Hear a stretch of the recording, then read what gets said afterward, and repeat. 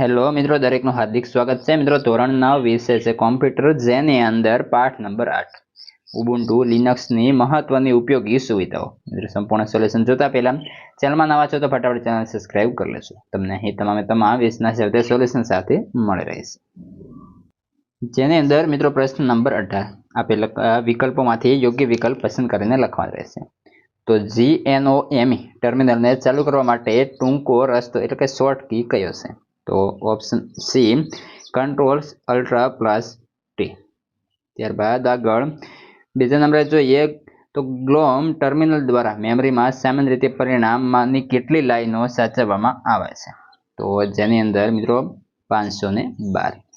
3 GNOME ટર્મિનલના ત્રીજા tab પર જવું હોય તો તે માટેનો ટૂંકો રસ્તો શોર્ટ કી શું છે? Option A Alt+3। ત્યારબાદ મિત્રો આગળ જોઈએ વિકલ્પ નંબર 4, જેની અંદર પૂછ્યું છે ગ્નોમ ટર્મિનલમાં લખાણને ચોંટાડવા એટલે કે પેસ્ટ કરવા માટે ટૂંકો રસ્તો શોર્ટ કી શું છે? Option D Shift+Ctrl+V। 5 CLI કાર્ય પદ્ધતિમાંથી બહાર આવવા માટે કયો આદેશ છે? તો એક્ઝિટ, ઓપ્શન ડી। 6 ઉબુન્ટુમાં સામાન્ય રીતે મળતા ફાઇલ બ્રાઉઝરનું નામ શું છે? તો જેની અંદર આવશે ન્યુટિલ્સ એટલે કે ઓપ્શન બી। આગળ છે 7 ટેક્સ્ટ ફાઇલ ખોલવા માટે સામાન્ય રીતે કયો પ્રોગ્રામ ઉપયોગમાં આવે છે? તો ગેડિટ। મિત્રો વિડીયો સારો લાગે છે તો લાઈક, કોમેન્ટ અને શેર પણ કરતા રહેશો। ત્યારબાદ આગળ છે મિત્રો વિકલ્પ નંબર 8 તસવીર એટલે કે ઇમેજ ફાઇલ ખોલવા માટે સામાન્ય રીતે કયો પ્રોગ્રામ ઉપયોગમાં આવે છે?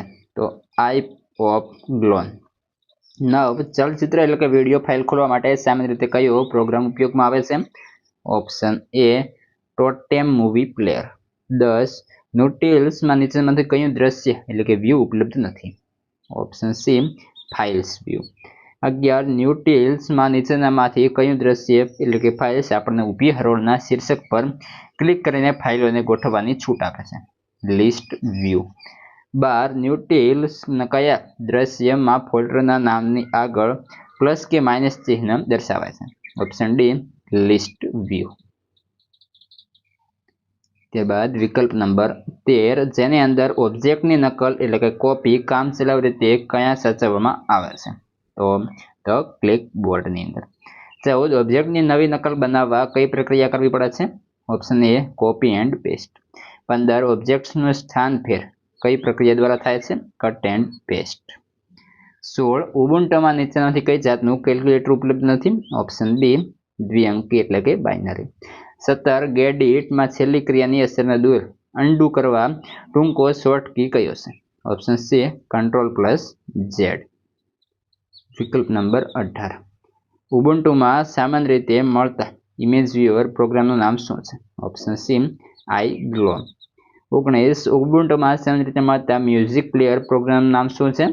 Option C VLC program. ત્યારબાદ વિકલ્પ નંબર 20 GIMP નું પૂરું નામ શું છે? તો કે GNU image manipulation program. Option D. 21 GIMP નું મૂળ ફાઇલ સ્વરૂપ કયું છે? ઓપ્શન બી XCF। 22 GIMP માં કોઈ આકારમાં રંગ પૂરવા માટે કયું સાધન ઉપયોગમાં લેવાય છે?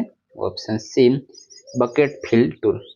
23 ખુલ્લા છેડા ધરાવતા આકાર દોરવા માટે કયા સાધન એટલે કે ટૂલનો ઉપયોગ કરવામાં આવે છે? Option D pencil tool. 24 તસવીરમાં અમુક ચોક્કસ ભાગને કાપીને અલગ કરવાની ક્રિયાને શું કહે છે? Option B cropping. વિકલ્પ નંબર 25 તસવીર મોટી એટલે કે અનલાર્જિંગ કે નાની શ્રિંકિંગ કરવાની ક્રિયાને શું કહે છે? ઓપ્શન સી સ્કેલિંગ આવશે। મિત્રો આ હતા સંપૂર્ણ MCQનું સોલ્યુશન। હવે આગળના MCQનું સોલ્યુશન આ વિડીયો ડિસ્ક્રિપ્શનમાં મળી જશે। તમામ વિષયના અહીં ઉપલબ્ધ છે।